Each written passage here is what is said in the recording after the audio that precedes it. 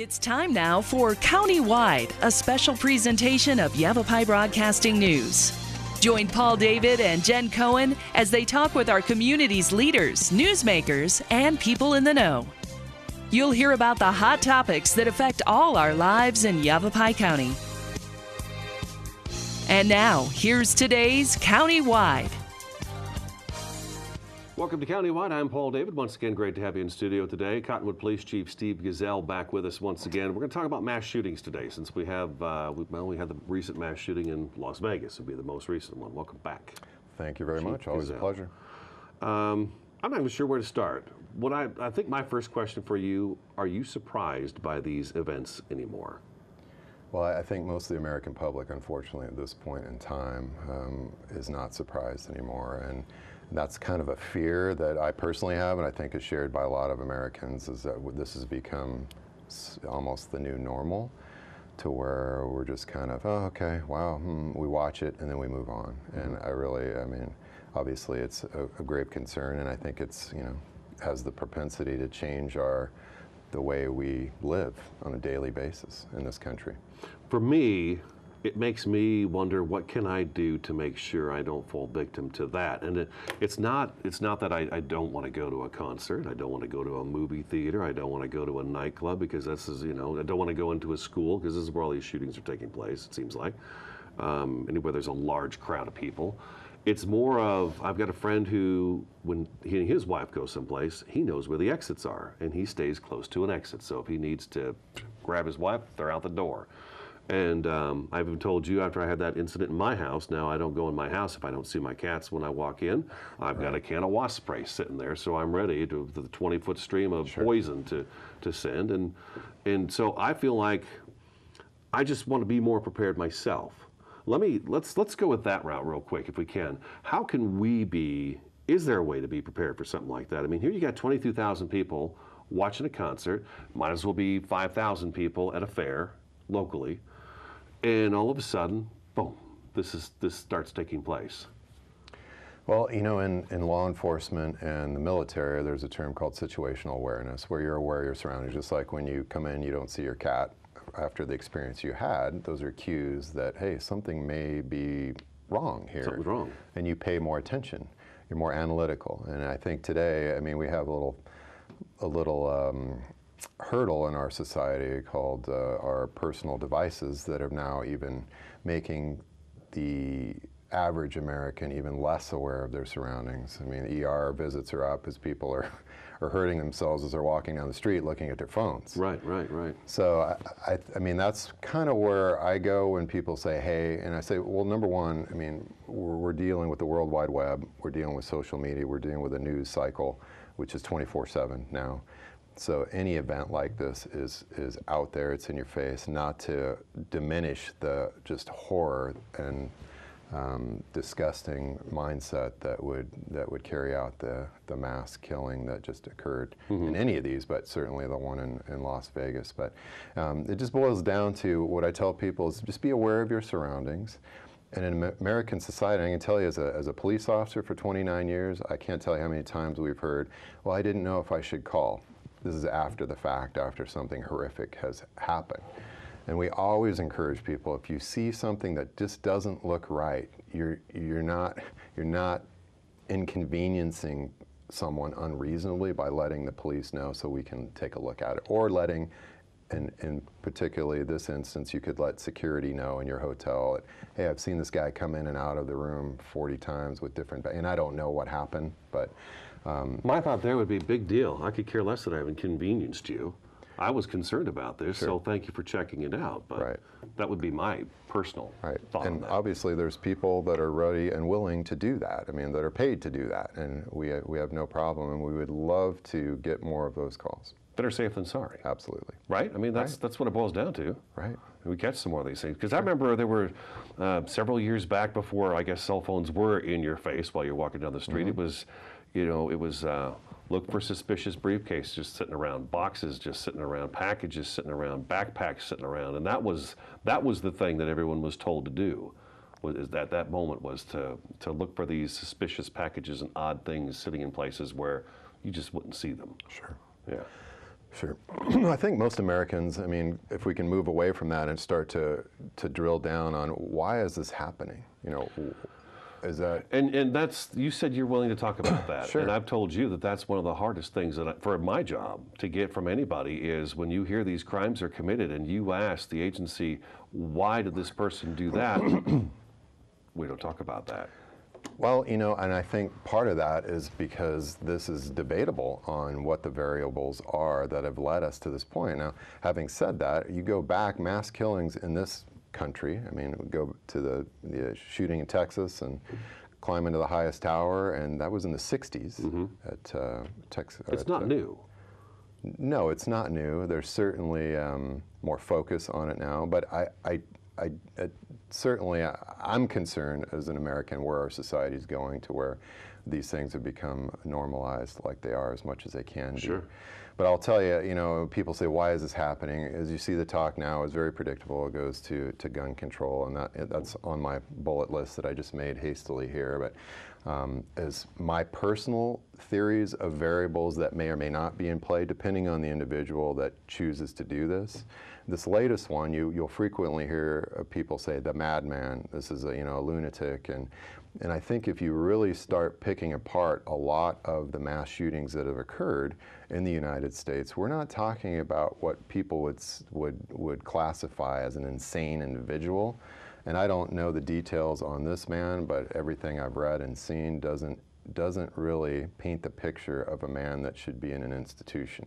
Very little law enforcement contact at all, from what I see, like a ticket or something once. So the first bullet on my list here and my personal theories is the mental health of our society. And what does that mean? Does it mean, you know, someone's been classified schizophrenic, someone needs to be institutionalized? Or is it, you know, the wellness, and that's really where I go as an amateur sociologist today in the next 10 minutes, is that how healthy is our society? And I don't think I'm sorry to say, I don't think we're that healthy right now. I can tell you that when I started in 1989 as a police officer, and I tell people this story, is I never heard a dispatcher on the radio say, subject, you know, when you're responding to a call, subject off their medication. By the time I left, and I worked in Scottsdale for 20 years, by the time I retired from that agency, it was routine. I would hear it 20 years later, I would hear it all the time.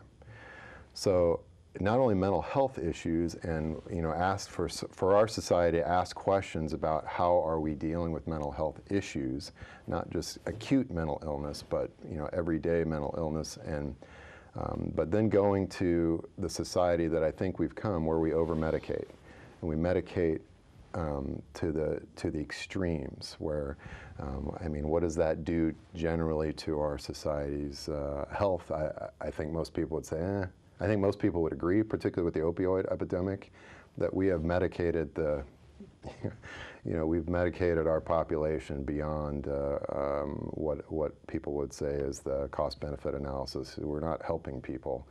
In many cases, we're hurting them. Let's take a break. Okay. Cottonwood Police Chief Steve Gesell is in studio today. We're talking about mass shootings. This is Countywide. Stick around. We'll be back in just a couple minutes.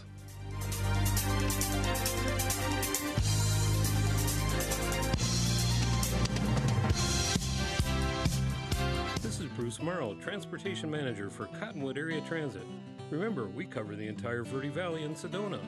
Cottonwood Area Transit has you covered wherever you want to ride in the Verde Valley, all day, every day. Take Cottonwood Area Transit through Clarkdale, Verde Village, and from 26 locations in Cottonwood. With Verde Links, it's a quick and easy trip to Sedona every day. Don't forget our connectors to Camp Verde.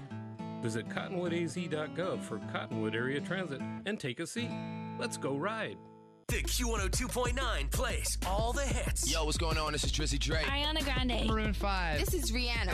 I'm Shawn Mendes. Hey, it's Bruno Mars. Ed Sheeran. What's up, guys? It's Justin Bieber. You're listening to The Weeknd.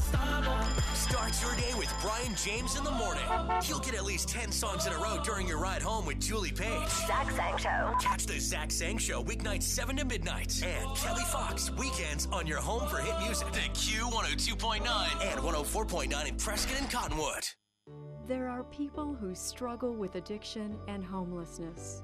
Sometimes it may feel like there is nothing we can do to help. But there is. You can make a tax-deductible donation and help those in need transition away from homelessness. When you give someone a handout, you could actually be supporting an addiction. Better life starts with better health, especially for those living in the streets. Support solutions, not addictions. You can make a difference. Visit cottonwoodcares.com. So, I'm kind of new here, but I've noticed a trend. My human does this funny thing where she goes around and gets all my toys, and then she hides them in that basket by the door. You know, but it's always the same basket, and it's always in the same place. And then she acts so surprised when I find them, but, you know, she's putting them in the same basket. Again. It's like, hello? That's where you put it last time. You were the worst at hide and go seek.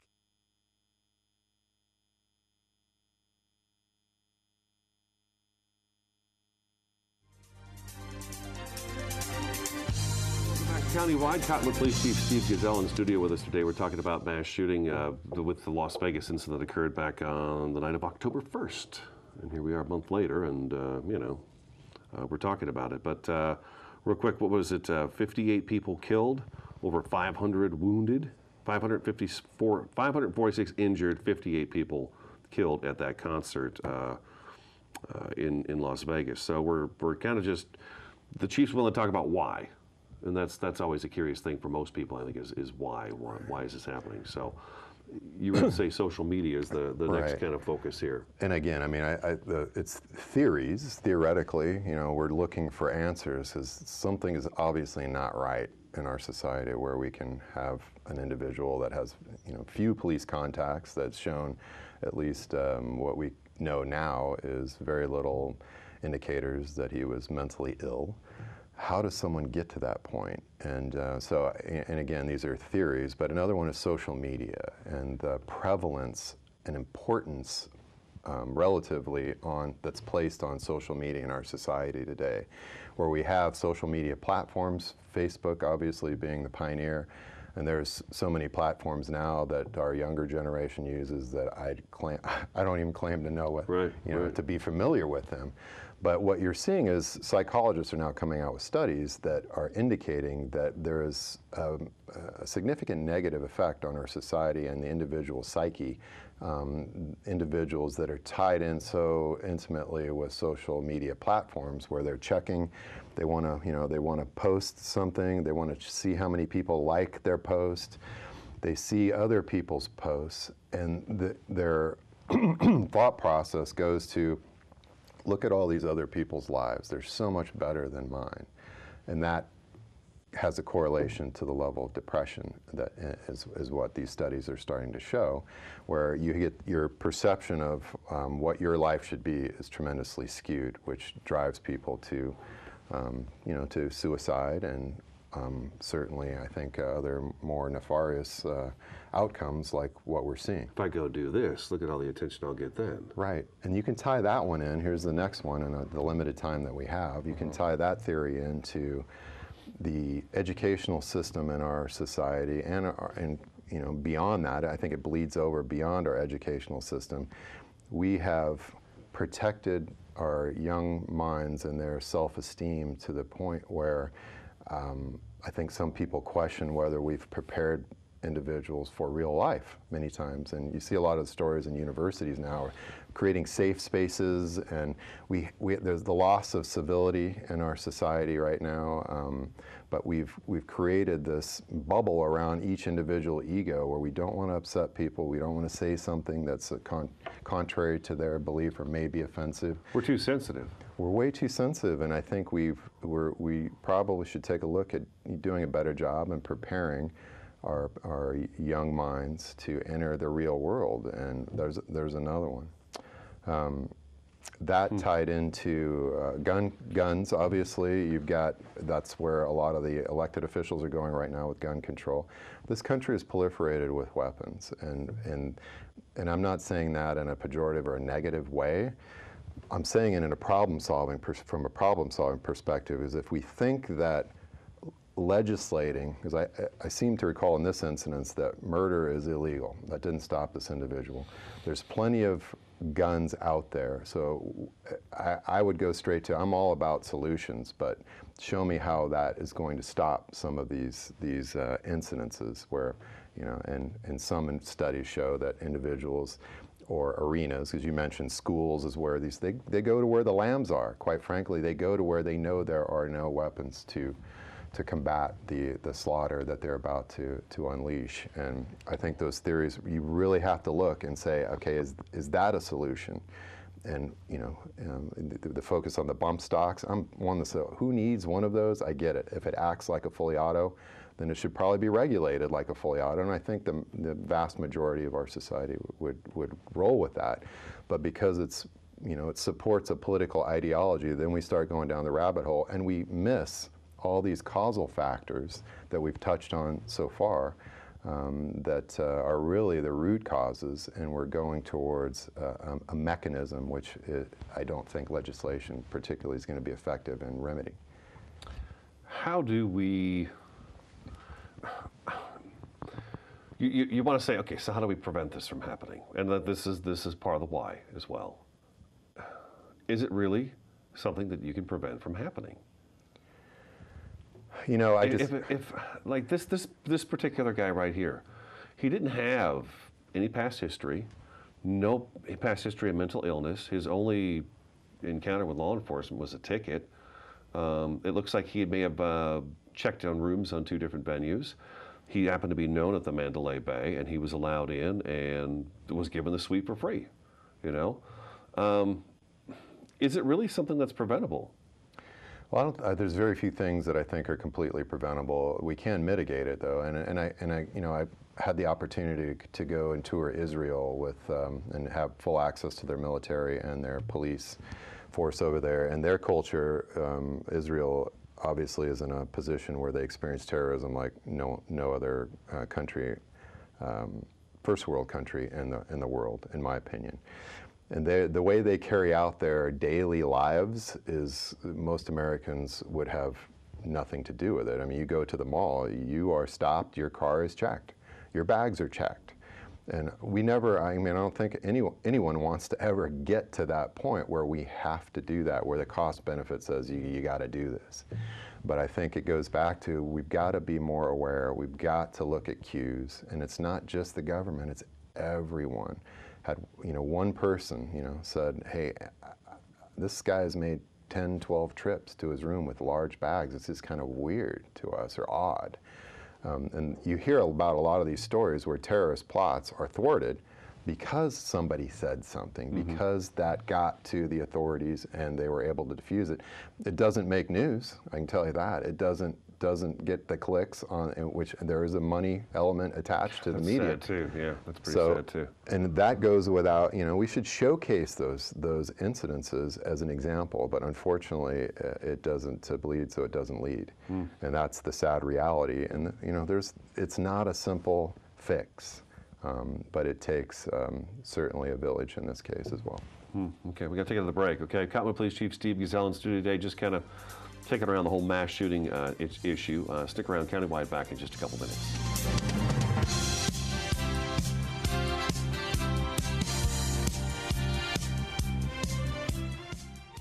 Listen to me. I am captain of the track team. And if I'm late, she doesn't really think she's going to get out of here, does she? Be nice. She's new. Hello, is anyone there? Ugh! Wow. Even from our standards, you look awful. Oh, sweetie, what happened? Me? My friend Becky got to talk to this super cute boy, and I tried to act like I wasn't jealous, but I so totally was. And then out of nowhere, this concrete barrier just popped up. Maybe it was a semi. You mean you were driving? Yeah. I mean, I know the whole eyes on the road thing, but this was a super important text. Maybe you have to know, Becky. Texting? Great. But it was only like 5 seconds, and I'm a really, really fast texter, so it wasn't even a big deal. Actually, has she texted me back yet? Wow, I get like no bars in this place. I wonder if they have Wi-Fi here.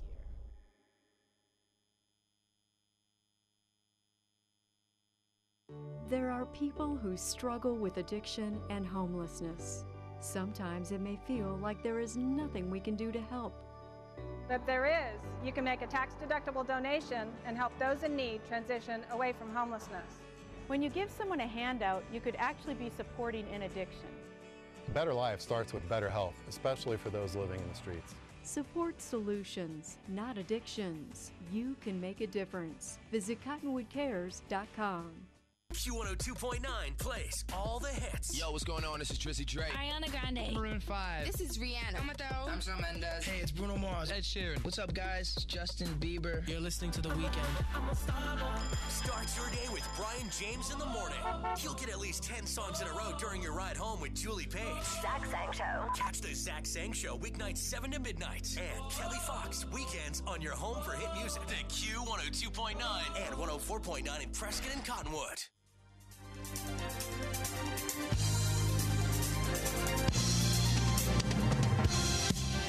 Welcome back to County Wine. We've got just a few minutes left in the program. Let me ask you this. I wanted to get this one from you real quick, too. From the time that shooting took place until officers were able to get into that room was more than an hour. Can you explain why it does take that long for something like that to happen? Well, I think the initial contact was way before when they actually breached the door. And the shooting lasted about 10 minutes, which is unbelievably long period of time. But that's, I think, important to know, is there was no shooting that I'm aware of after the 10 minutes. Right. So yeah, there was a hasty, we have what's called an active shooter protocol, which was developed and spread nationwide after Columbine, that we just don't wait anymore. You get together a team of officers. It's essentially an ad hoc tactical team. The media was calling it a SWAT team. That was not a SWAT team. There was a couple of, at least one SWAT trained officer in that group, but there was a couple canine sergeants, and they simply, came from other parts of the city, which shows you, what kind of people wear that badge and go out there in the street, regardless of what an NFL player or anyone else is saying about the police, but they go into that. But certainly there are measures, tactical measures, that have to be taken to reduce. We need to be effective to neutralize that threat. I mean, that's the objective. And we need to be effective, and many times that means taking precautions, and taking precautions takes a little time. These officers have families to go home to. Absolutely. Yeah. Well, if they go in and this individual, this is an unprecedented event, much like 9/11. Sure. And if they go into that, they're not going to be able to help if they get gunned down. It's not just that they have families to go to; they're risking their lives by going out there. I mean, this guy had cameras, shooting out into the hallway. Who knows, booby traps, and you've got to be aware of that, because if you're taken out, how are you going to stop the carnage? Is that something local agencies train for? Every agency that I'm aware of trains. Every agency does. Everyone trains an active shooter, and as all the agencies in the Verde Valley, we all train that way. And we talk about this in the news, our local news as well, that several times a year, fire agencies, police agencies, the Yavapai County Emergency Management, Red Cross, they all get together and they do these mass scenarios where something happens. Sure. It doesn't always necessarily be a shooter incident, but there are practicing done at schools when the schools are closed in the summer months. We see it at the airports locally. So we see these things being practiced locally. Absolutely. And the other cool thing is that fire has changed. Fire departments around the country are changing their thought process, because they used to stay out of what we call the hot zone.